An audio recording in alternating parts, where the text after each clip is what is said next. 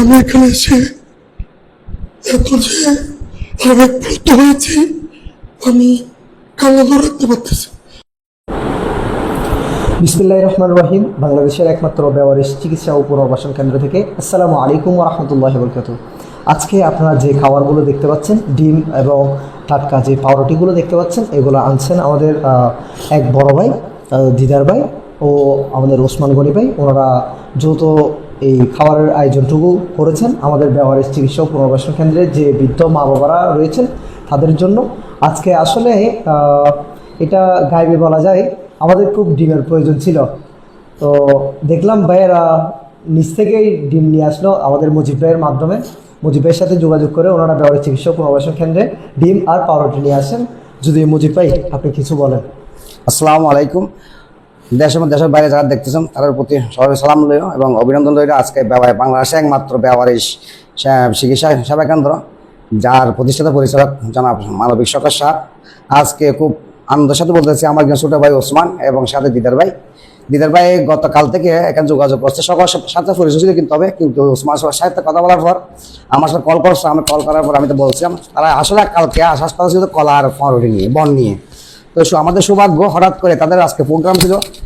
আমার কল করে ওসমান ভাই বলে যে দাদা আমরা কলা ভাবছি না, কলাগুলো রাখা যাচ্ছে না, আমরা ডিমিয়ার আর ফাউন্ডার নিয়ে আছে। তখন আমি যোগাযোগ করি আমাদের এই বেওয়ারিশ হসপিটালের ম্যানেজার সাথে যোগাযোগ করি, বলছে দাদা খুব খুশি হইলে আমাদের আসলে ডিমেই নেই, আমাদের কাকাকে ডিম নেই। আলহামদুলিল্লাহ, এটা একটা আল্লাহর রহমত।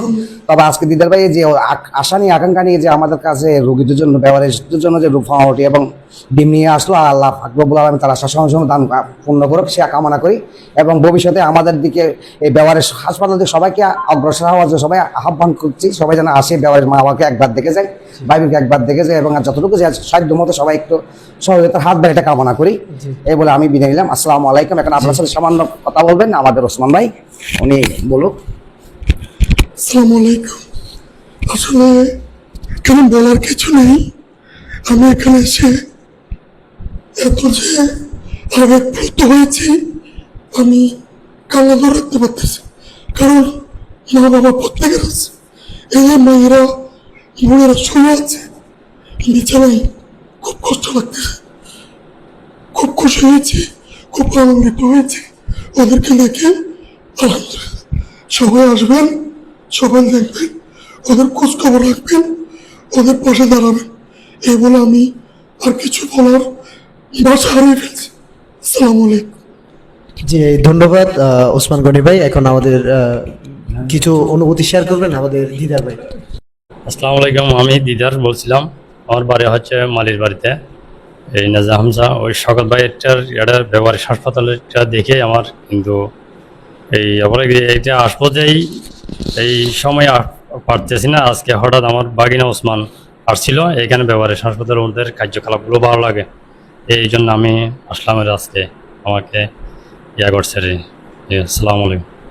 আরো ভবিষ্যতে আসবেন এই আশা ব্যক্ত করি আর কি। আরো ভবিষ্যৎ আসবেন, আপনারা আসলে আমাদের আরো কি উৎসাহ হবে আর কি। আজকে আমাদের ওসমান ভাই এত মানবিক, ওসমান ভাইদেরকে দেখে, মা বোনকে দেখে, মা বাপকে দেখে ওসমান ভাই নিজে আপ্লুত হয়েছে, ছোট ভাই দিয়েছে। ওসমান ভাইকে ধন্যবাদ। সবসময় আসবেন, সকল ভাইয়ের সাথে বসবেন, এখানে আশেপাশে সব করবো নিয়ে এগুলো বক্তব্য শেষ করলাম। আসসালামু আলাইকুম রহমতুল্লাহ বরকাত।